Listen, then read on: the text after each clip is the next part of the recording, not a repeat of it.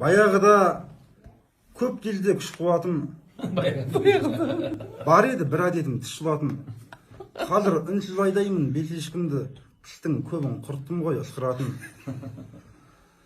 Құрт жеген тістерімнің кесірінен күле алмай өтемін бе не шынымен?